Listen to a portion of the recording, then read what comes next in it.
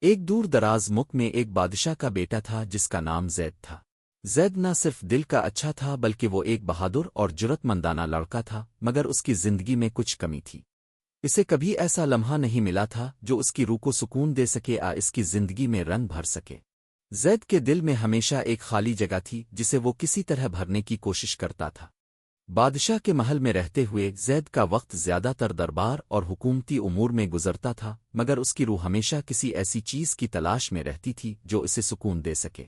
ایک دن اس نے فیصلہ کیا کہ وہ شکار کے لیے جنگل جائے گا، شاید وہاں اسے کچھ ایسا ملے جو اس کی زندگی میں تبدیلی لا سکے۔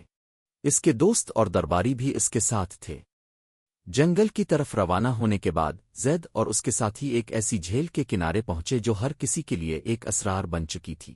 یہ جھیل جو گہرے سبز رنگ کے پانی سے بھری ہوئی تھی، سورج کی روشنی میں کچھ عجیب و غریب چمک رہی تھی۔ زید کو اس جھیل کی طرف کھنچاؤ محسوس ہوا اور وہ اپنی ٹولی سے الگ ہو گیا۔ اس کے دل میں کوئی انجان جذبہ تھا، جیسے وہ اس جھیل کو کسی خاص وجہ سے دیکھنے آیا ہو۔ جھیل کے کنارے زید نے ایک عجیب سی روشنی دیکھی۔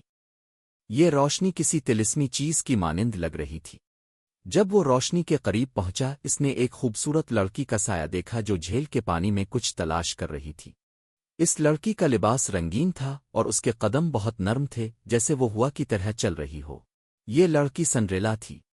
سنڈریلا کا دل ٹوٹ چکا تھا اور وہ اپنی پرانی یادوں کے درمیان چھپ کر رہتی تھی۔ اس کا دل کبھی خوشی سے نہیں بھر سکا تھا اور وہ اس جھیل کے کنارے، جہاں صرف چاند کی روشنی پھیلتی تھی، اپنی زندگی کے کھوئے ہوئے حصے تلاش کر رہی تھی۔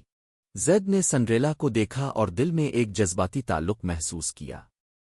وہ اس سے بات کرنے کے لیے قریب آیا، لیکن سنڈریلا نے فوراً اس سے بات کرنے سے انکار کیا اور تیزی سے جھیل کے پانی میں غائب ہو گئی۔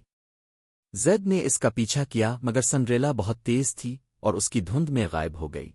زید نے اس کا پیچھا کرنا جاری رکھا، لیکن پھر وہ تھک کر رک گیا۔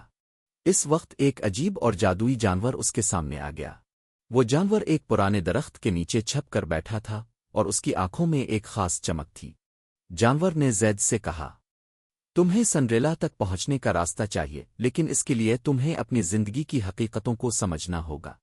میں تمہیں وہ راستہ دکھا سکتا ہوں، مگر تمہیں پہلے اپنے اندر کی خوف اور کمزوریوں کا سامنا کرنا ہوگا۔ زید نے اس سے پوچھا، تم کون ہو اور مجھے کس طرح مدد کر سکتے ہو؟ جانور نے کہا، میں ایک جادو کا مالک ہوں اور تمہاری مدد کر سکتا ہوں، لیکن تمہیں کچھ خاص کام کرنے ہوں گے۔ اگر تم وہ کام پورے کرتے ہو تو میں تمہیں سنڈریلا تک پہنچنے کا راستہ دکھاؤں گا۔ زید نے سوچا اور فیصلہ کیا کہ وہ جو بھی مشکل ہو وہ اسے قبول کرے گا۔ جانور نے زید کو پہلا کام دیا، تمہیں اس دریا کے کنارے سے ایک خاص پھول توڑنا ہوگا جو صرف رات کے وقت کھلتا ہے۔ زید نے اس کام کو قبول کیا اور رات کو دریا کے کنارے پہنچا۔ وہ پھول کی تلاش میں نکلا جو بہت کم جگہ پر اگتا تھا۔ دریا کا پانی سرد اور چمکتا ہوا تھا اور رات کی خاموشی میں پھول کا رنگ بہت دلکش تھا۔ زید نے وہ پھول توڑا اور جانور کے سامنے لے آیا۔ جانور نے کہا، یہ پہلا کام تم نے مکمل کیا ہے، لیکن ابھی ایک اور چیلنج باقی ہے۔ تمہیں ایک اندھیری غار میں جانا ہوگا اور وہاں اپنے سب سے بڑے خوف کا سامنا کرنا ہوگا۔ زید نے بے خوفی سے کہا، میں تیار ہوں، اور وہ غار کی طرف روانہ ہو گیا۔ غار میں داخل ہوتے ہی اسے ایک عجیب سی ٹھنڈک محسوس ہوئی۔ اندر کی تاریکی میں ہر طرف خوف کی دھند تھی، لیکن زید نے اپنے دل میں حوصلہ پیدا کیا اور اس کا سامنا کیا۔